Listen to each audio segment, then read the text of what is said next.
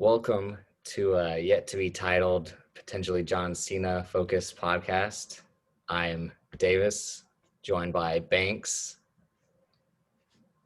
Banks is of the Undisputed Hater Podcast with Coach and Doug. I highly recommend you check that out. It's a great podcast that covers wrestling and a whole bunch of other stuff. But he's joining me here to talk about the WWE Untold that came out this past Sunday, about John Cena and Edge, which is probably the best rivalry of John Cena's career and what made Edge the superstar Hall of Famer that he is today.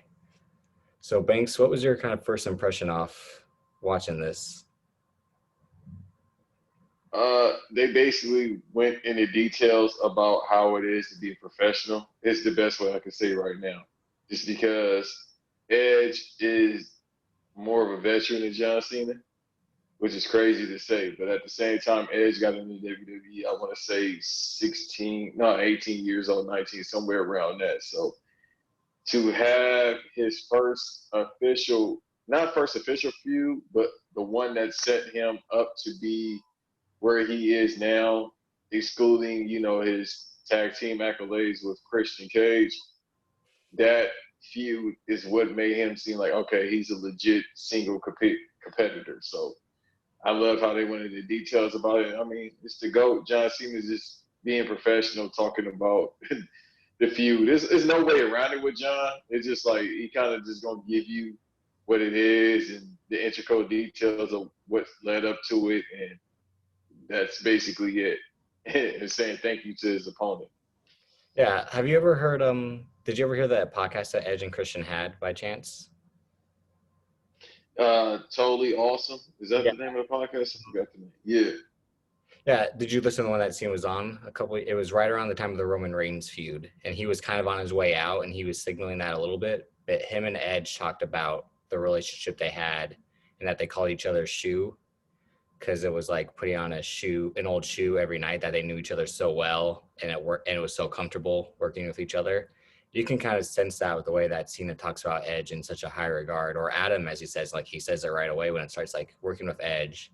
I mean, Adam, it's like they have that type of close relationship to where he will like acknowledge his real name and not just think of him as a character of Edge, really. And that's what I got from this, is that again, they're both probably the biggest professionals of the last era, of the Ruthless Aggression era. You see that Edge cares so much about the character, and he says that constantly about the Edge character, and that he didn't know what that character was until that run happened, where he becomes this rock star, main event heel that is going to do anything to get hated. And he's dealing with the modern day equivalent of Hulk Hogan for that era, except obviously not as problematic and a whole lot better in the GOAT. Absolutely. Yeah. But it started with, and they talk about how they were in SmackDown in 2002 around the same time. And I kind of, when I was watching that run, I tried to watch John Cena's start a couple of years ago. And I wondered, like, what would have been like if he was plugged into that SmackDown 6 back then, if that would have helped him go along a lot sooner, if it had been him instead of Chavo. I think that would have been an interesting case study. If like, I know there's a podcast called The Rewriters Room that the guys at the A Show do, I think. And that's an interesting concept of like, plug John Cena in with all those workers of Guerrero, Benoit, Angle, Mysterio, and Edge, and see if he learns a lot sooner and catches on, and maybe has a whole different character. Maybe he doesn't. But that's one thing I remember when I thought about that when I watched this. I was like, oh yeah, I thought about that that weird idea with John Cena, because he was just a plain generic babyface. But if you watch like 2 SmackDowns in a row, they have he's part of some big 6-man tags with those 5 other guys. Mm-hmm. And the other thing about go ahead. I'm sorry about that. So real quick, if you plug him into that soon, even though he had matches obviously during training and when he was with OVO, which is the second biggest training they had, WWE had, the training camp. The first was like Memphis or something like that The Rock went to, but the second one was Ohio Valley Wrestling. Yeah. With that and those veterans, especially at that point, Ray, Eddie, and Benoit being the real, like, Edge was a veteran, but not to that extent with those three who traveled the world. I don't think you can put him into that. It's an interesting idea, but I'm like, he won't get as many spots in, so it might make him look bad. Mm-hmm. That's what I was thinking. And my idea was, because the teams were Angle and Benoit, Los Guerreros, Chavo and Eddie, and then Edge and Rey Mysterio, which was a weird tag team. But again, it was two guys that they needed Rey Mysterio to get more recognition because he came from WCW. So WWE fans needed to know who he was, and Edge was a proven tag team wrestler. So that's why I think they stuck those two together. But my idea was that they would have paired Eddie and Benoit because of their friendship, Edge and Rey Mysterio, and then Angle and Cena based off the whole Ruthless Aggression slap, and Angle be as sort of a mentor to Cena after that moment. That's how I booked it in this time machine idea I came up with. But no, I agree. If he had been paired with him, he would have stuck out really easily, just in terms of he wasn't the worker that he was even 6 years later. I mean, that's one thing I hope to, if I take this podcast further, is this talk about the work rate improvement of John Cena from 2005 to 2015, where he's having matches of the week against, you know, a different competitor every single week with the US Open Challenge. But yeah, so it then moves on to how New Year's Revolution 06, when Edge cashes in. I watched that pay-per-view live. My dad ordered that pay-per-view for me.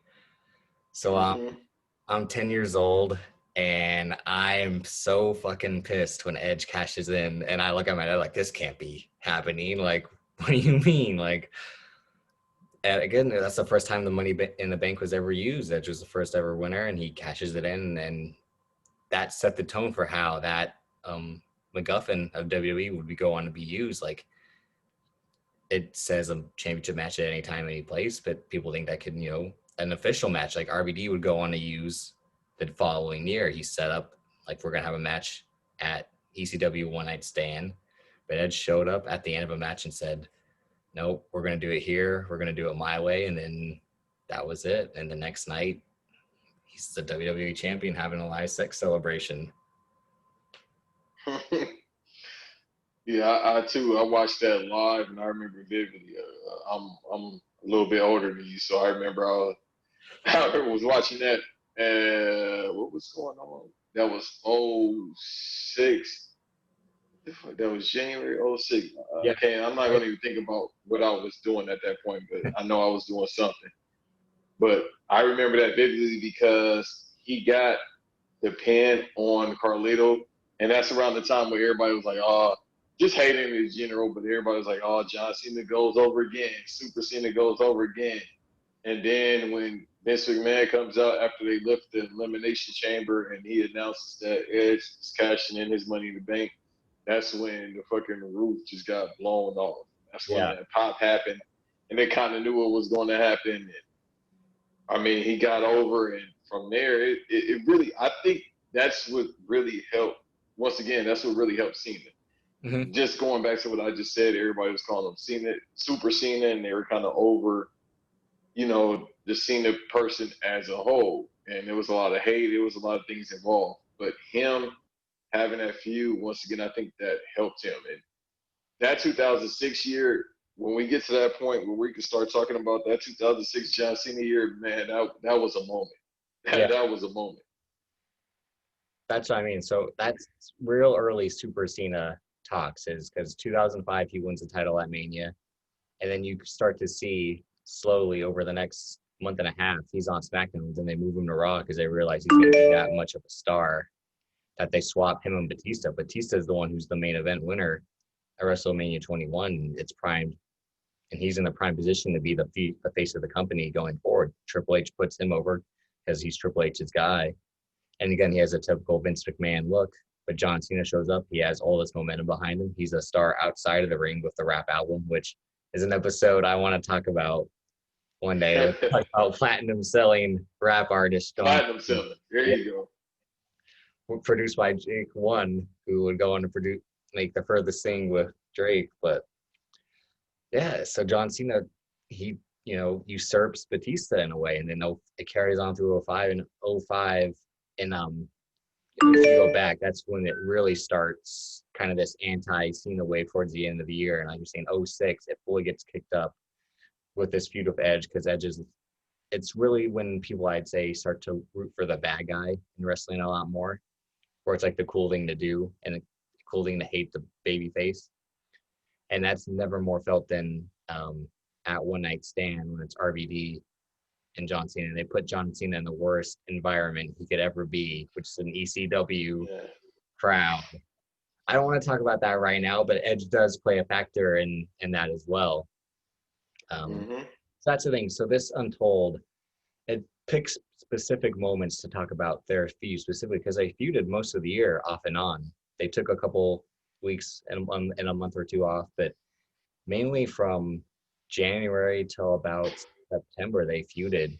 And I remember, like I'd go to my dad's to watch wrestling and would press play and be like, hey, and John Cena and Edge going at it again. And I'm not bored by it. I'm like, Edge is doing something every week. I'm like, I hate this guy.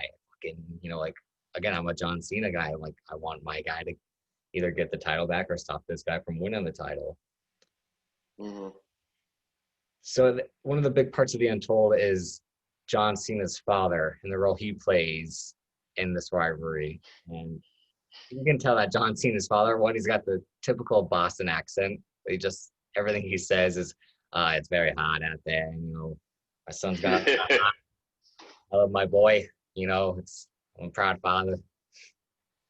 A famous, which I remember when I didn't watch that episode live, but I remember it was recorded. And I watched it. The Edge and Lita show up to Cena's house, which is where they filmed the Right Now video. Again, going back to the Cena album. Great song. Yep. And yeah, they have Edge just install John Cena's room. He has a bed on the floor, which I lived that life a couple years ago with no bed frame, but moved up now. So I could relate at that time. And then they're making fun of his Larry Bird jerseys, which I'm sure as a Lakers fan, you were strongly in agreement with. Oh man, I'm not even a Lakers fan. I just got the gear. I'm a diehard Bulls fan. Oh, but still, we kind of have problems with the Celtics, but not really. But I'm a diehard Bulls fan. So I say, yeah, you can respect. That's the one thing. All right, see, so I've always wanted to talk about John Cena in a way, like a brief synopsis of since day one, and I mean, first WrestleMania pay-per-view was WrestleMania 20, and that's where he beats Big Show and wins the U.S. title. And right then I was hooked. I'm like, this guy's awesome. He shows up in a Knicks jersey, rapping, talking shit about the Big Show. I'm like, this guy's cool. And I'm 9 years old, and I'm like, I like this guy. And then it carried on the rest of my life. So this podcast I'm hoping to start and continue going forward is to pay homage to a guy I looked up to and who's been like a role model both inside the ring and outside the wrestling world with his Make-A-Wish stuff and how he's branching out into Hollywood. And it was announced today that his character, the Peacemaker from the Suicide Squad, has an HBO Max show coming up in the next year, which shows that he's gone full Hollywood, and I think his days in the ring are starting to end fully. And again, that's all stuff we talk about later, but I think it's just all this stuff is coming right at the moment where you can tell. That's what you kind of realize from this Untold, is that he loves wrestling, and he says stuff like, I love hearing the noise from the crowd, whether it's good or bad, whether it's hate or love. It's what fuels me. And I wonder if that's always going to stay with him, since you can't really get that in Hollywood because you're not going to every theater to see the reaction. You can see it online with reviews and stuff like that, but part of me wonders if he'll do the Rock thing and come back every couple of years to promote something and have a match or two, or if he's just going to hang it up for good because he wouldn't want to do something like that since he called The Rock out for it. No, I think I was thinking about this earlier. Even if he doesn't give us 2 or 3 matches, I think he has one more in him. Yeah. And I think it should be with Roman Reigns. He has one more in him. I mean, obviously now, because there's no crowds, I guess you wait till 2022, 2023. Who the fuck knows how this world is about to turn out? They're going to do a TV set, most likely. I mean, you could do that as well, but I think they have it would benefit the crowd, but at this point, it's kind of like it's whatever. I think he has one more match in him, and it should be with Roman Reigns, especially this Roman Reigns right now. I think this would be great. Particularly this Roman Reigns, because the last one, this is a kind of a bit of a tangent, but the few that they did, it was kind of like streamlined. They tried to get to it as quickly as they could because they knew Cena's days were kind of coming up, and it was still a great feud. Roman would not like show that he can go on the mic with a guy like Cena, but he just still wasn't ready then, and Cena kind of picked him apart that way. But the match they had was really good, and it was a very underrated match from that year, which had a lot of loaded matches in 2017. Mm-hmm. But no, I think, and that's what you can kind of gather from this Untold, is that a guy like Edge, one thing, it was just weird seeing those guys, how they look now and how they looked 14 years ago. Like John Cena has a fuller head of hair, and Edge has like this grizzled mountain man look, and it's like you wouldn't have thought they were the same guys 14 years ago, really, with the buzz cut.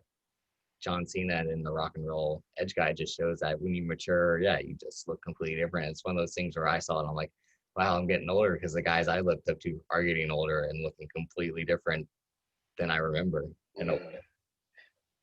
They still kind of look young, though. That's the great thing about it. The way they look old, I just mean it's like, yeah, they like these aren't the guys. Like they didn't stay the same. Where it's like Hulk Hogan, he's always stayed the same. He has the same balding, racist ass Fu Manchu look. Right. Well, that should tell you everything you need to know. Yeah. When you're doing wrong, you're gonna age very fast. So exactly. That should tell you everything you need to know. And that's what I mean. Like seeing wearing him in the full suits still kills me whenever I see him in like a tape. I'm like, this is my guy, but it's just still a weird look when you see a guy wear jorts and a throwback or his own t-shirt for, 15, 16 plus years. I'm just like, what do you like? He woke up one day like suits. I'm putting on suits. The funniest thing with him is like him and John Cena, they need the Steve Harvey suits, like them big ass suits, because they look like fucking action figures with their custom suits that fit them.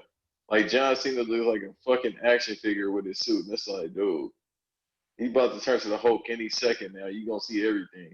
That's the thing about him in Hollywood, and it's the same thing with the rock stars, that they stand out literally to every buff actor. Like, oh, you think, oh, Mark Wahlberg looks jacked, but then you put him right next to John Cena, like, holy shit, like they're two completely different versions of jacked. Like, exactly. And that's where, like in Trainwreck, John Cena has that line where he's like, I look like Mark Wahlberg ate Mark Wahlberg.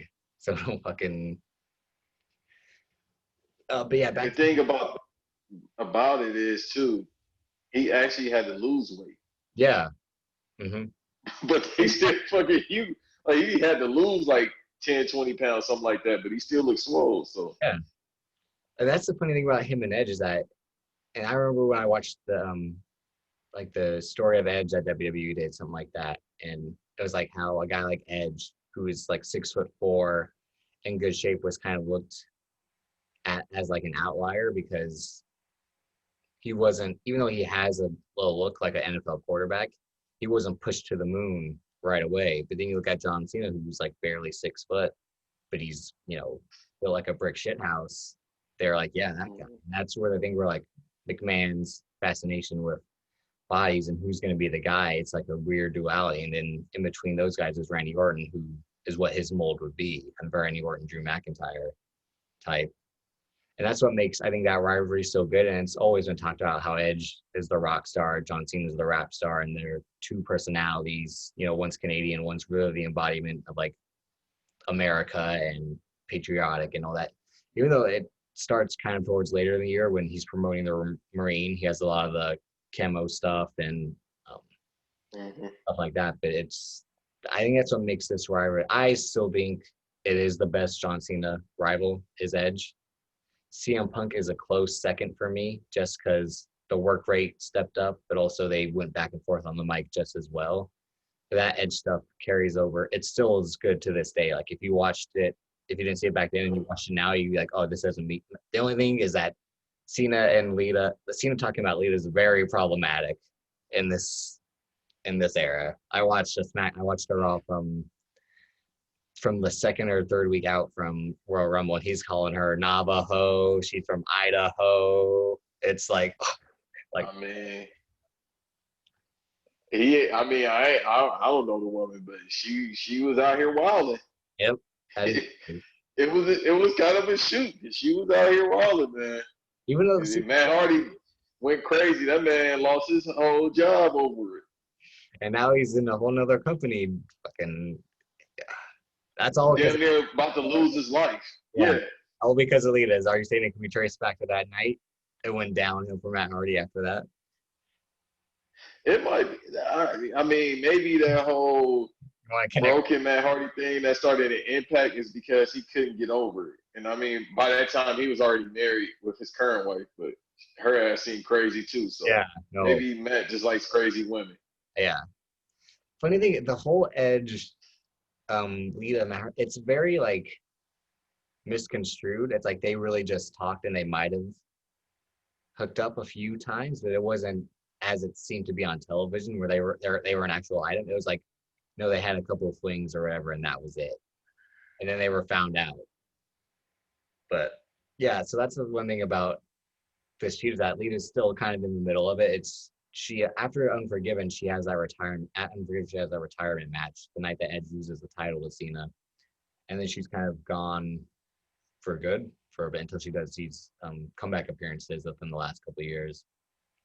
But she plays a factor in also John Cena, being this Superman, because he's got to not just fight Edge, but he's got to fight the dirty tactics that he uses. And Edge said that he wanted to be the Roddy Piper to Cena's Hulk Hogan, and I thought that was a very awesome comparison by him, and it works perfectly. Like, now that I think about it, I wouldn't have known.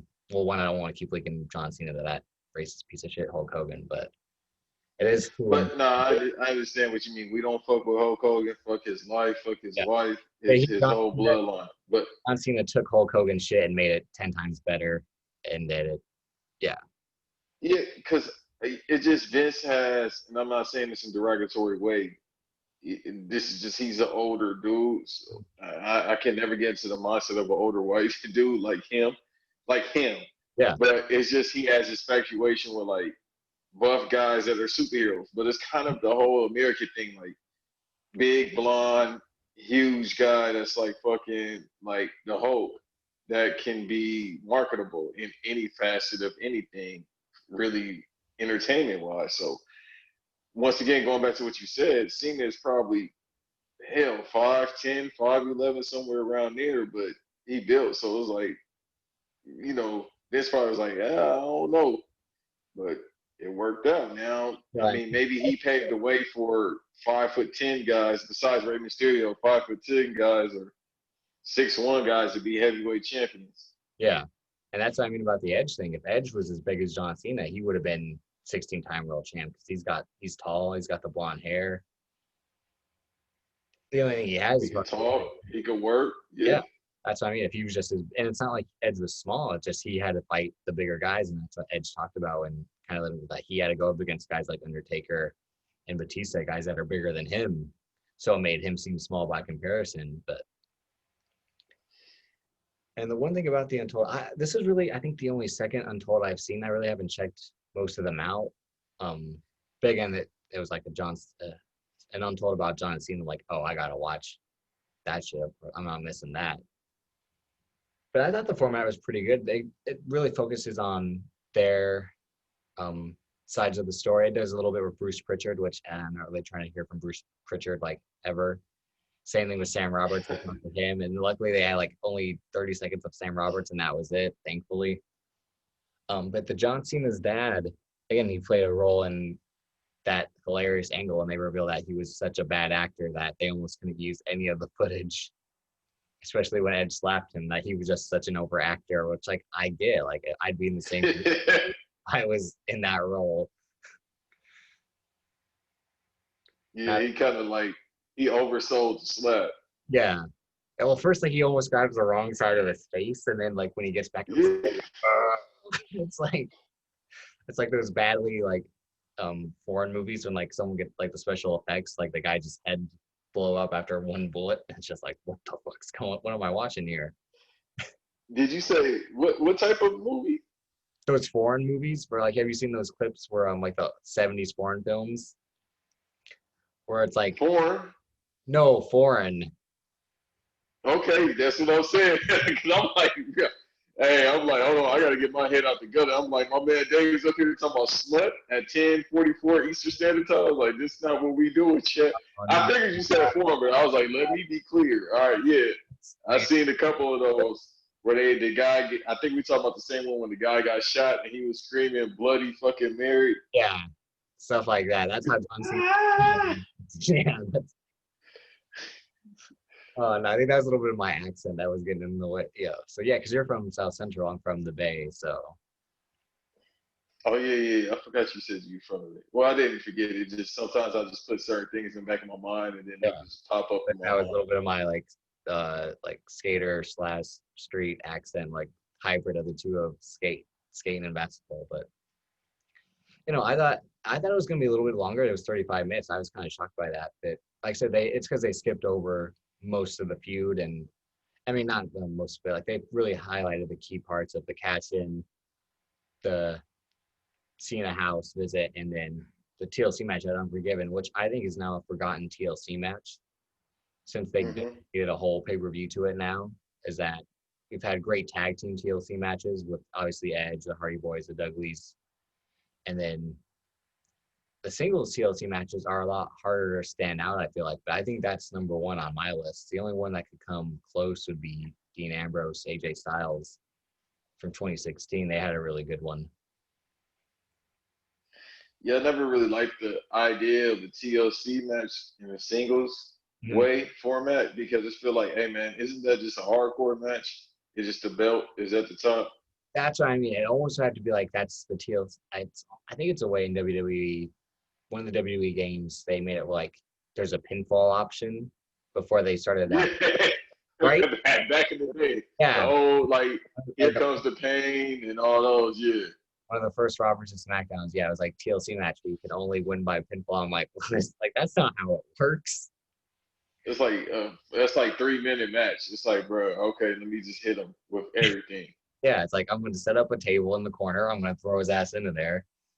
Yeah. But I do agree. Yeah, the TLC singles matches are a lot harder to have, but they went out there. I remember I had the John Cena My Life DVD, and I would always watch it and put on that match specifically because it was such a good match then. It's still a good match now, and it has a lot of spots that, again, you can see why Edge had to retire early because this motherfucker's throwing himself against ladders on the ground. It's like, ugh. Yo, you know what, man? Well, you can speak to it. Let's talk about that. I'm sorry, what you say? Yeah, I say you can speak to what it's like to take in bumps because you're training, Yeah, I haven't trained in like 2 months, but that's because I can't pay for that shit right now. That's what, it's real life shit going on. I can't pay for that right now. I'll get back in there eventually. Well, I mean, like when you coming back, I'm like, motherfucker, let me work for free. Yeah, work, like not like. Yeah, I'm like, I got real life bills. But besides that, no, the bumps isn't the worst thing. It's these fucking quarter rolls that fucking suck. I'm like, this shit seems like it shouldn't be that hard. I could take 100 bumps literally, but the fucking quarter rolls rolling on my goddamn shoulder, getting up, I hate that shit. But going back to what you just said about, cutting his career short, listen.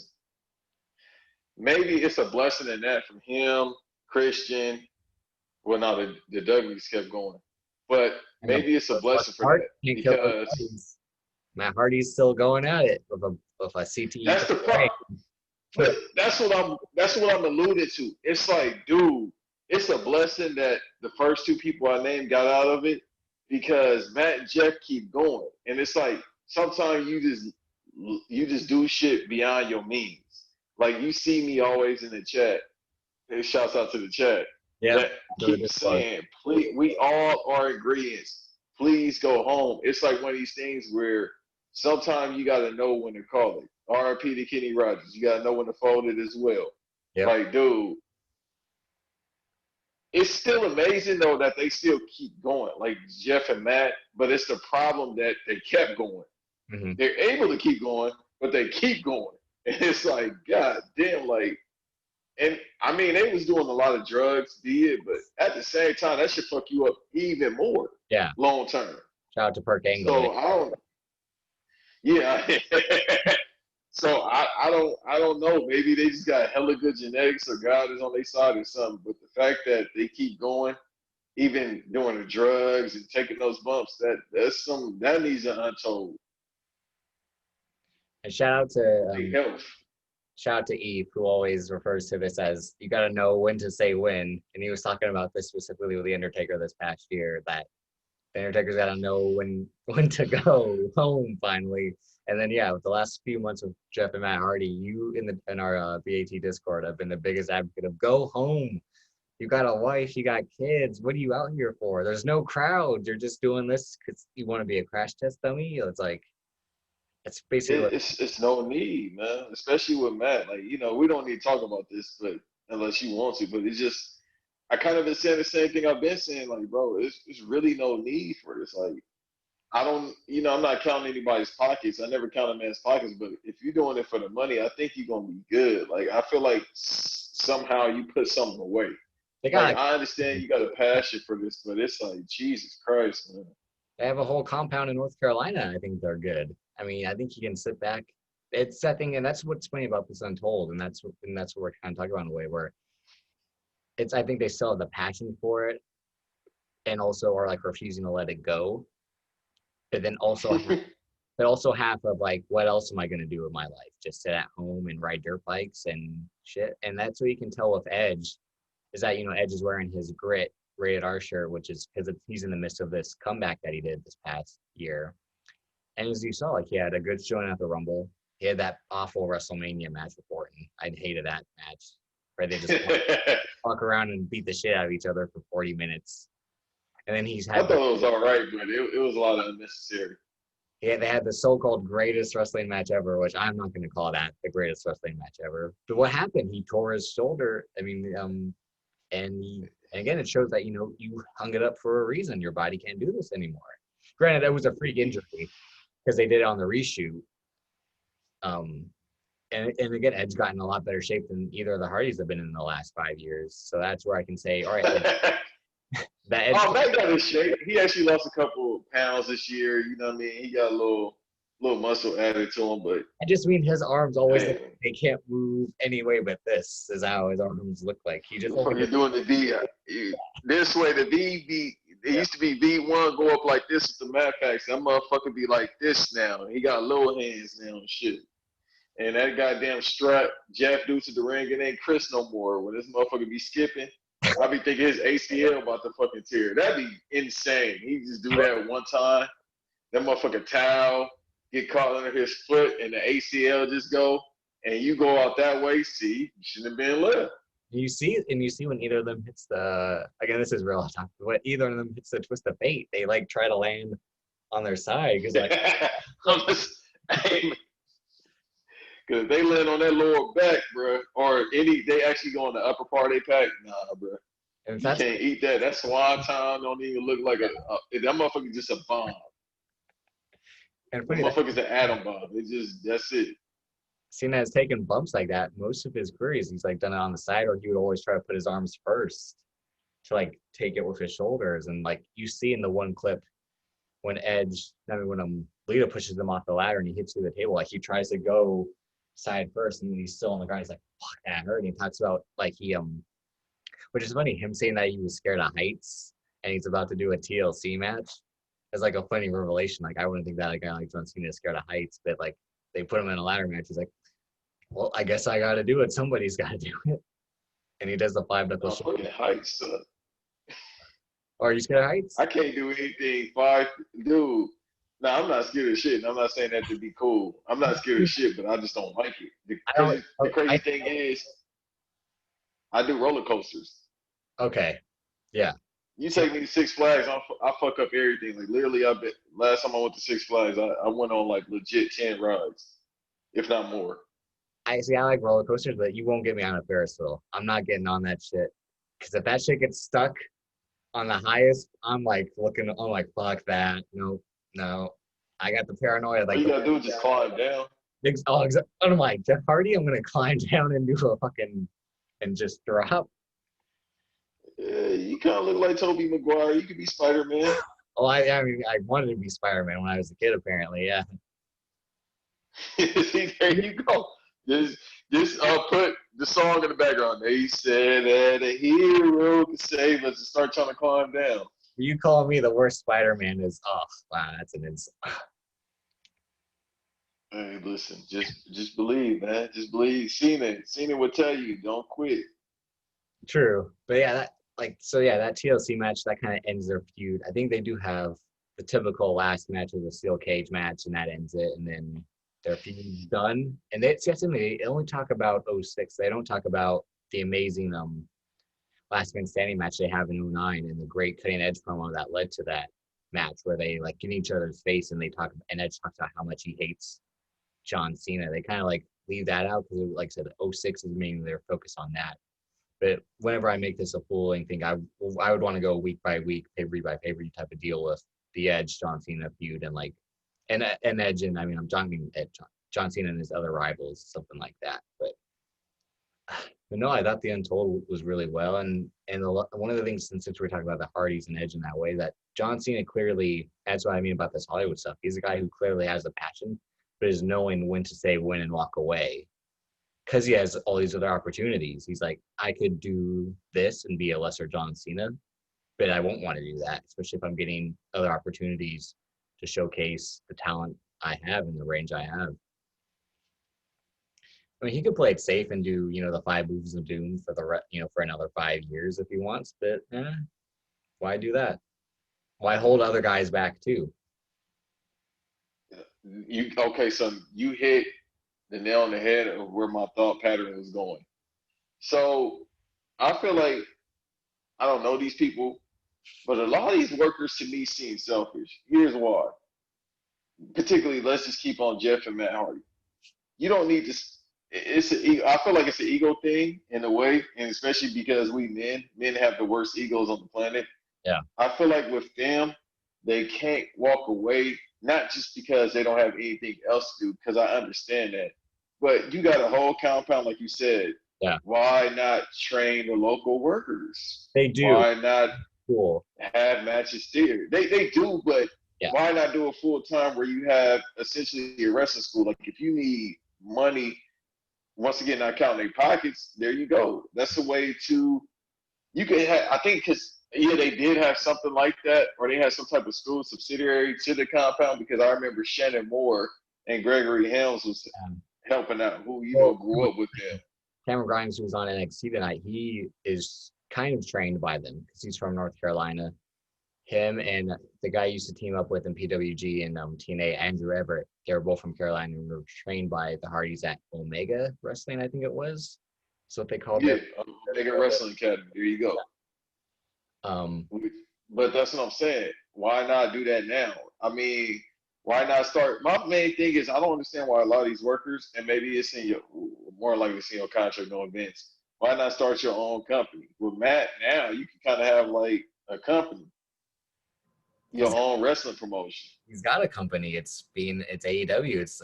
That's a worker's company. I mean, it's Cody's company first, then everyone else's. Oh, God damn! You said his name. Okay, we supposed to be talking about Cena. I'll just say, did you see what happened tonight by chance or no? No, I don't. We talk about Cena. I just want to say it's more fuel to your fire, and I'm completely agree with you. Like, fuck this guy, fuck what he's saying, but yeah, with John Cena. No. You know I would never do that to you. I got mad love for you, Davis. But it's just, when I start hearing about AEW, that I start getting Iron Sheik mode. Oh, fuck the AEW. That jabroni. No. That jabroni, Cody Rhodes, no worker. I was on again, shout out to Black Announce Table, Ethan, Cody, Dre, Chris Ann. So I was on Cody's side for the first couple months. I'm like, this AEW's alternative is pretty good. But right when the pandemic started, I started seeing it from Eve's side where I'm like, mainly because all these shows should be with an asterisk, but I'm like, you should be doing a lot better with what you have kind of. And granted, a lot of their talent was missing this and that, but just real quick, I was just saying, most of our Discord too is very anti-AEW, especially SGG, shout out to OG Stat Guy. But Mm-hmm. back So yeah. but back to I think wrestling is the most selfish industry that we have in entertainment in a way where like guys have a hard time letting the spotlight go, and that's why you see guys stick around for as long as they do and why they come back for whatever opportunity they get, really. And a guy like Cena, No, oh, good. I'm sorry. Go ahead. No. Go ahead. A guy like Cena is like, I had my time at the top. I'm not going to do this until I'm 55 years old. I'm not going to be a Ric Flair in that way where like I need this to keep going. It's like, no, I can just do other things and come back when I want and still be loved or still have a reaction in a way of like, because again, 5 years from now when John Cena comes back, everyone who's like Cena sucks will be said ironically in a way like, oh, it's good to have Cena back. Like, let's chant Cena sucks, even though everyone's gonna be like John Cena's dad said, like people are chanting Cena sucks while wearing John Cena t-shirts. It's like, what the fuck are you doing then? Like, you just want to be cool, but you're still like gonna support. Like, that's what sucks about the John Cena debate. Really, is that it was cool to hate John Cena, but he never should have been hated from the start. It's not his fault Vince McMahon was like, you're going to be Superman meets Captain America. He just fit that role and he played it perfectly. And he worked. It's not like he was just boosted into that. See, the thing is, people have this connotation that if you get the jetpack metaphorically on you in pro wrestling, sometimes, yeah, you ain't shit. More times than not. Yeah, more times. This man was doing house shows. He was working house shows. He was doing autograph signings. He was doing Make-A-Wish. He was on TV. Mm-hmm. He was doing interviews. All this while being a champion. He did that for years. He just stopped doing house shows, I think, in like 2014, 2015. He was still doing house shows. I'd say. So he was working his ass off. Yeah, that's what I mean. And like and he kept that pace going for how long? And in 2006, it's the height of him becoming that big star. The Marine comes out that year. It's like they were doing whatever it took to make him the biggest star. And in some way, it seemed like he was for it, but also maybe against it in a way like he just probably wanted to focus on wrestling first. Because as you see, he gets a few more movie opportunities after that. But him being this superstar, that becomes, when you think of WWE for this era, you think of John Cena. Because before you thought about Stone Cold, you thought about The Rock, and before that you thought about Hogan and so on. But like he became the fourth face on that Mount Rushmore to represent ruthless aggression going forward into what we are now. Where right now we're looking for a new star, and that is Roman Reigns. But it's Roman Reigns in the role now that he should have been the whole time. They tried to make Roman Reigns John Cena, and it didn't work. It just wasn't a good fit for him. Mm-hmm. Not every guy can play that role. Only a certain person can. Oh, and by the way, motherfuckers, hoes mad. They mad at John Cena. We see what's going on Roman Reigns. Now, if John Cena is getting these roles, man, when Reigns decide he want to get into acting, if he decided tomorrow, hey, I want to do acting, he fucking out of here. Yeah, it's a wrap. He got his cousin. If he want to use it, I don't understand why people wouldn't do it. Like, use your family for connects. Like, that's what it's there for. That's if he called The Rock right now, he good. He got The Rock. Or if he said, no, I don't want to do that, and I just want to start auditioning, getting roles. Man, listen, me and you probably have just about the same timeline. We see how women act towards this man. Like, I have seen some outrageous shit said about this man, and he got 5 kids and a wife, and these women be saying the most lustful shit I've ever seen about anybody. And trust me, I've been around women that have gawked over Morris Chestnut, Brad Pitt, etc., etc. Yeah, I've never seen women say the most outrageous shit as they saying about Roman Reigns. So if he decides, that's why he's got the Jason Momoa effect of he's tall. He's got the dark tan skin. He's got the hair. It's like he looks like a badass, but also like he's probably a nice guy. It's like wow. And that's what I mean. Vince McMahon is like, you're gonna be, shaking hands, kissing babies, and it's like no, that guy's supposed to be the guy he is now. Like fuck you. I'm gonna do shit when I want, like, because look at me. I can do whatever I want whenever I want. Yeah, like if he ever decides to get acting, he's good. Yeah, I think he will. Just based off, again, him and his character in Hobbs and Shaw doesn't have a single line of dialogue. It's fucking insane. And it's over. Yeah. And it was over. I was at the movies and when it was going crazy. The thing is, too, I don't know if you know how his wife looks, but a few times, yeah. Yeah, so that's what I'm saying. Like he's gonna be good, man. He got us. He got us. He got the queens. He got women that non-black. He'll be fine. Trust me, he'll be good in Hollywood. It's gonna draw money. There's a reason the thing is, kids. Yeah, it's like Phil Rivers. He must. Nah, Phil. Listen, I knew Phil was getting money from the Chargers because he was living in San Diego. He stayed in San Diego too, even though they moved to LA, the Chargers. He still was going back and forth to San Diego, which is insane because without traffic, it's 3 hours. With traffic, it's about 5 hours. But I'd say, yeah, with I drove from where I lived in Antioch to Los Angeles, it was like 6 hours, I think, or something like that. It was years ago. Yeah, with traffic.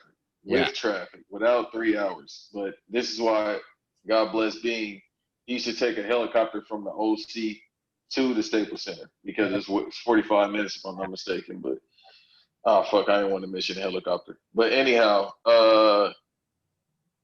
yeah. So with Cena, I think with Cena going back to what you're saying, him, going into Hollywood, he's one of those last guys where that look is going to work in Hollywood now.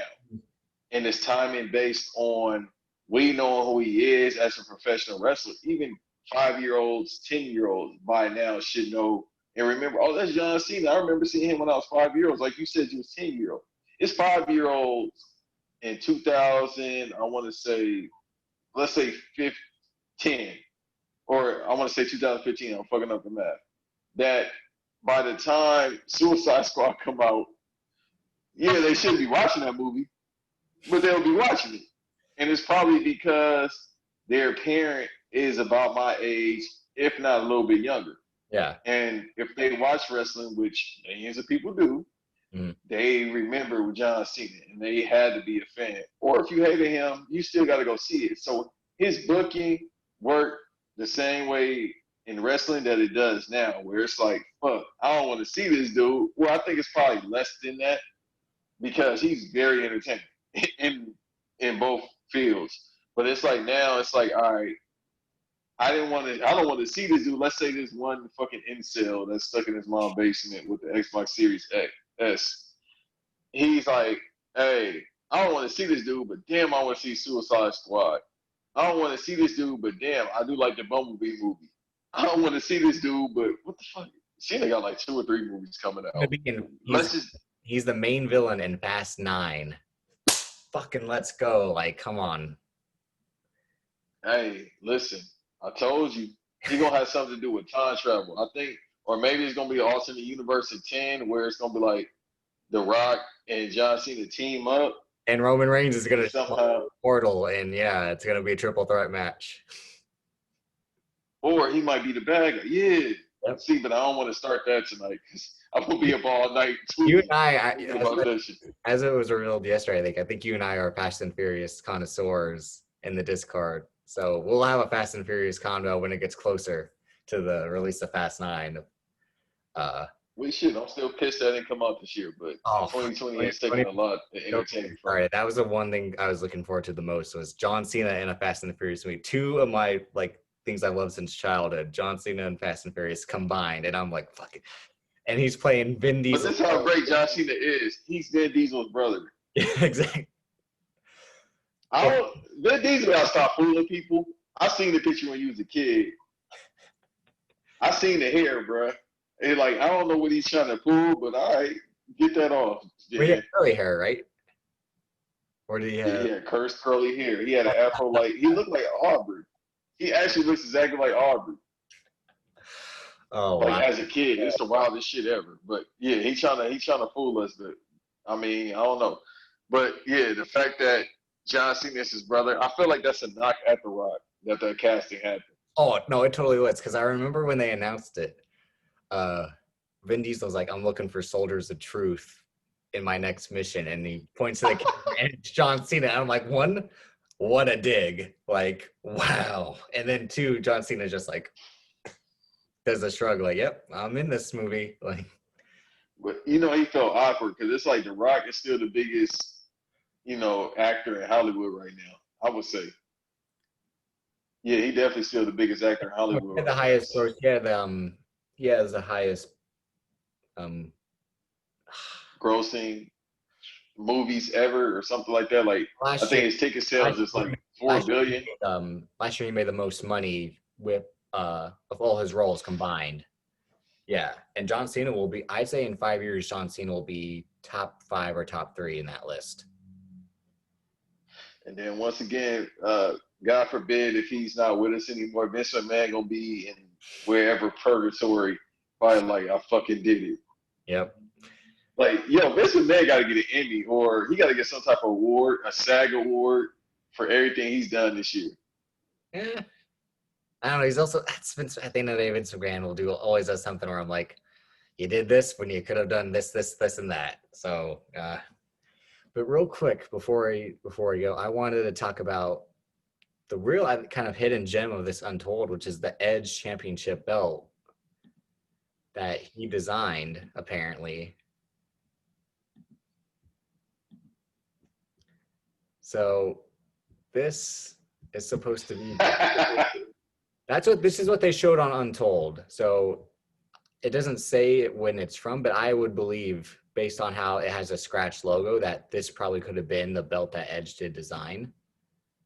But it's basically the Intercontinental title from the 80s template with this. Mm-hmm.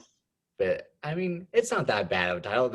It just being a drawing is hilarious. It's like, wow, that's actually like who. I just want to know if Edge drew that himself or not. He says he has ideas, but because John Cena talked about how he had all the input on the spinner belt, which I could hear him talk about that forever. He's like, I want the gems here. I want it to be like, yeah, the spinner belt's the greatest championship belt in history. That man had a Midnight Club Dub Edition title. I remember I had the old version, but I wanted a real one so bad. And like, every time I see the WWE shop, the WWE shop was like $300. Yeah, I'm like, I'm not shelling out $300 for a spinner belt, even though I can, but I won't. Like, just to say, like, come if you want some, come get some. You gotta spin this motherfucker. If I keep podcasting, I'd put it behind me and would just like spin it over and over and over. Well, that'll be your Christmas gift for me. I'll get you the spinning belt. I remember seeing that motherfucker in person. The first wrestling event I went to was in 2006. Crime Time was there. John Cena was there. Is this when Rated RKO was a tag team still? It'd be late 06. I forget. Yeah. They formed in late 06. Okay, so that had to be there. That tag team should have went longer, but that's besides the point. Yeah, now I remember motherfuckers marching in the crowd with the spinner belt and shit. I'm like, bro, that shit is ass. I like it. Not in person. I'm like, bro, you can't just have a spinning belt in person. I'll agree. But you know what that Edge title looks like? It looks like that fucking. Shouts out to Ant from Random Acts of Podcast. He said, and I'll never forget this. That's probably one of my favorite tweets this year. He said the fucking TNT title looks like the Al Bundy bowling trophy, bowling championship. I was about to say, what was better, this drawing or the TNT, both versions of the TNT title? Which looks better? He just updated the belt a little bit. That TNT title. I'm like, what's the difference, bro? You just put some gold on it, some gold varnish. That was it. Yeah, man. Luke Harper don't give a fuck about that. He can't show his students that. I wonder if he's still teaching. Probably not.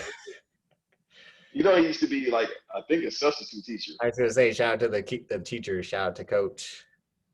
Number one fan, Coach. Man.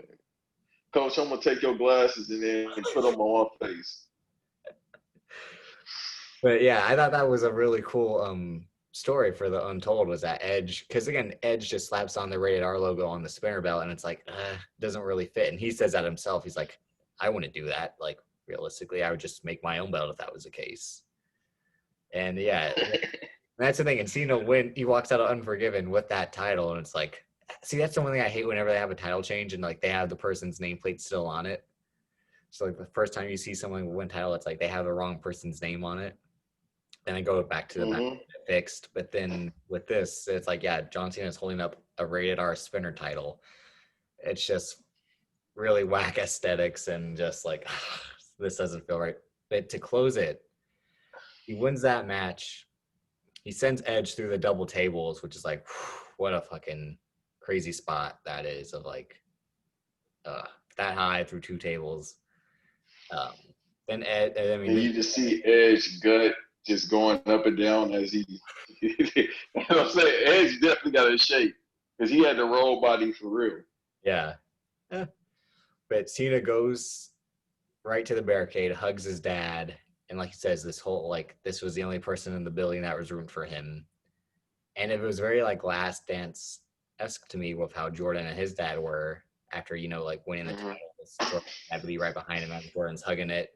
I just kind of got that vibe, and I thought about the because I'm rewatching The Last Dance right now every Saturday morning. But when Jordan wins the title without his dad being there and he just sits on the floor and cries, I'm just like, oh God, it's a hard thing to watch, really, that you get how much he meant to him. And I kind of felt like that scene similar with Cena and his father, that he's just holding him and just like, he's glad that he did it and that his dad was able to see it. Yeah, I actually just finished watching the Last Dance series for like the second time. Yeah, I need to watch it. I need to watch that shit every week. Yeah, I feel the same way. Like I could not get tired of watching that, just based off the footage that we never saw until this year, and also just everything Jordan says is like so much hate. It's quotable. Hate in his heart, but I love it. Like, keep that energy. That's why you're the GOAT. Hey, me and my boy had a discussion yesterday. We was like, who's crazier, Michael Jordan or Tom Cruise? Ooh, because I'm a Tom Cruise guy, but I'm also like, I believe Jordan's the GOAT too. So I'd like to have that conversation with you as well. Yeah, we got to have that conversation because we can do it now or we can wait. But you got to think, Tom Cruise is 58 years old, and he like the stunt they had for Mission Impossible 7. Well, not just coming out. The last Mission Impossible, he broke his ankle and kept running to finish the scene. So Tom Cruise is a legit psychopath. So I think he has. He doesn't have any reason to do that. Exactly. That's the crazy thing. Like he don't have to do any of his stunts now. Mm-hmm. And he's doing this with arguably 30 years ago he didn't have to do it. Yeah, he's doing this being 5'7" like me, but he's always wearing boots to make himself taller. So that like props to short god Tom Cruise for being a height denier. And that's what makes him insane. That's what as a whole, like, bro. Yeah. There's no reason for you to do this. Like you've been established since you was like 22, 25 years old at the most. Like short dudes in Hollywood get over. Like Vin Diesel is like 5'9". Like, bro, there's no need for you to do this. That's why the Rock beef with him was so real. It's because Vin Diesel was like, "You're a short, like who has to stand on apple boxes and stuff like that." And that's why he got John Cena, because they're a lot closer. I think I paused the clip of the Fast and Furious trailer where they're face to face, and it's like damn well Vin Diesel's like, yeah, like he has. First of all, Vin Diesel has no neck, so he's like, you go. I'm trying to remember the line from Fast 5. I can't at this moment, but I just remember. I think, oh yeah, this is Brazil. This is Brazil. Some shit. Oh my god. He's like, this is Brazil. This is the funny thing about this. And The Rock has had. I'm sorry. Go ahead. In that movie, The Rock always calls him boy, and he says it with like a racist undertone. So that's what I mean. We're like in the Discord. I'm a big Dwayne Johnson. I'm big anti-Dwayne Johnson as an actor. Yeah. And that's because Hobbs. You should be. His movies are fun. Well, But Hobbs and Fast Five is different from Hobbs and Shaw. Hobbs and Shaw is Dwayne Johnson that can drive a car, and fucking hold a helicopter. Hobbs in Fast Five is a character that was actually written to be played by an actor, because they had it with with Tommy Lee Jones in mind. Hey, that would have been fire. No, it would have. How is Tommy Lee Jones gonna fight Vin Diesel? He's gonna be like, because he could. You see how pissed off Tommy Lee Jones has been looking her whole life? that is true. Tommy Lee Jones is the angriest looking man that ever lived. He went bald. Like him and Bill Belichick only smile like at certain points, and it's just random. Like the only time I've seen Bill Belichick smile is I forgot who was talking to him, but they were talking about, "Hey, you gonna come to the Halloween party?" And that man fucking popped. His face lit up. Like, yeah. I will see you the clip. That shit is fucking hysterical. Yeah, like he was legit happy. Yeah, Bill Simmons always says that Bill Belichick always responds well to like the weirdest questions that aren't about football. He doesn't like answering the typical football questions. He likes either really nuanced ones or just random stuff like Popovich does, like with the wine and stuff like that. But this is like when you start focusing on craft, bro, you don't want to just talk about that shit all the time. Like, I think the thing was with Mike, going back to Mike, people just want to ask him. Well, with him, he all about basketball. Yeah. But I think if you start asking him like interesting things about the game, oh yeah, that's probably his biggest issue besides soaking his eyes in some type of olive oil. The gambling thing is definitely a big issue. I'm more concerned about the gambling even to this day than his eyes. Really? I mean, yeah. I got an uncle that got eyes like that. So, I don't want to get deep into that. He doesn't have any like alcohol issues. It's a whole thing I don't want to talk about right now, but I thought it was like Jordan does not have cirrhosis of the liver like people think he has. No, I thought it was like a mixture of alcohol plus not sleeping is what could have been the cause. Like they say, like he never sleeps really. I can see that because they talked about in the Barcelona Olympics, like he barely slept. Like if you watch the '92 Dream documentary, they said like, yeah, this dude was like just up playing cards and walking around the city. Yeah. It's a certain mindset you gotta have, man. Like the motherfucker's crazy. Like that's it. Like certain people are just like, oh, something wrong with them. Like it's not like they bad. They just motherfuckers crazy, bro. Yeah, but no, the Tom Cruise, Michael Jordan. That's a debate we'll have to. Yeah, we'll table for another time. I'd really like to have that combo because it is two killer instinct guys with a lot to prove. Yeah, there's a lot of comparisons that can be made and how they differentiate from each other. But yeah, it is an interesting combo to have. Oh, definitely, man. It is. Both of them crazy. They passionate about what they have, and then it's like you don't, and that's cool because I don't really care to know too much about you outside of your job, like because that's your business. We won't get. But it's one of them things like all that. But I mean, but Tom Cruise jumping on Oprah's couch is like Michael Jordan would never do that. But like that's why I mean Tom Cruise. Jordan is too cool. That's why. Yeah. That's always been the thing with him. He's always been. Like, he don't have a nerd side to him. That's the only thing that always worried me about Jordan because it's just like... Yeah, that's why he punched Steve Kerr. He's like, you fucking nerd. Like, just fucking... Like, Jordan's just always been cool. Like, he was getting exotic cars back in the day when athletes were really getting exotic cars. And, you know what I mean? He was that cool guy. And then, it kind of went from him being the cool guy to AI being the cool guy. Yeah. A cool guy in a different way. And now it's kind of yeah. That's another conversation too. No, I mean a cool guy with the tattoos and the do-rag and the braids and the jewelry. It was upgraded cool. AI still got influence to this day, and I could tell you even when I was a kid how big his influence was. That's what I'm saying. That's the whole conversation about AI being influenced. Yep. Well, I'm gonna wrap it up. Thanks for coming on for what might be the first official podcast, or don't know how I'm going to do this and all that, but I don't know if it's just going to be, again, I might create a feed and have a bunch of different shows on it. The John Cena GOAT show would be one of them. Again, real quick, check out Banks on Undisputed Hater. Again, I highly recommend it if you love wrestling and just crazy ass convos about talking. Shit talking. Shit talk. That's really what it is you and Doug and Coach just going at each other, or if Doug's able to, if he's not, sidetracked by something. By life, I don't know what the hell he be on. And then Coach embodies, that's why it's his podcast, he embodies Undisputed Hater. I was going to say, this motherfucker.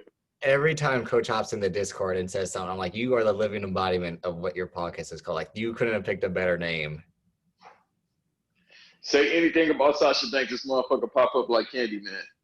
I don't know how he stands. You're Banks, and he's like Banks, Sasha Banks, and he just probably gets read like the Kill Bill all the time.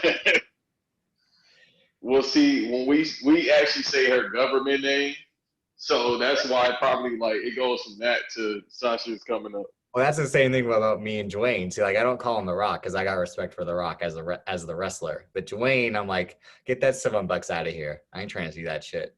You don't see John Cena fucking hucking $7 every single chance he gets, and that's why he's the GOAT. No, y'all hilarious for that because I didn't know. Like, I noticed it, but I didn't pay attention to it until y'all started bringing it up. You miss it. It's always there. I'm shocked he doesn't carry it around. I'm shocked he doesn't have it tattooed on him yet. Maybe he got PTSD from only having $7, but shit. Yeah. No. There's been a couple times when I had $7. I was like, shit, I'm rich. $7. Brian Gorich wrote that $7 shit for him. Like, he wrote everything else for him. But he gonna have a team in the XFL called the $7 Champions. I don't know. Mm-hmm. And so is Nia Jax, and so is Roman Reigns. They're gonna have their own teams. Nia Jax should definitely be an offensive lineman.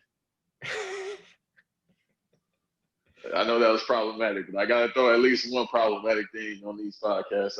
I'm on. Like I said, I'll upload this when I figure it out. Now I'll just probably put the video version on YouTube. But thanks for coming by. What is a test run for Davis Colton's first podcast? Thanks for coming on. No problem, brother. We're gonna talk about it.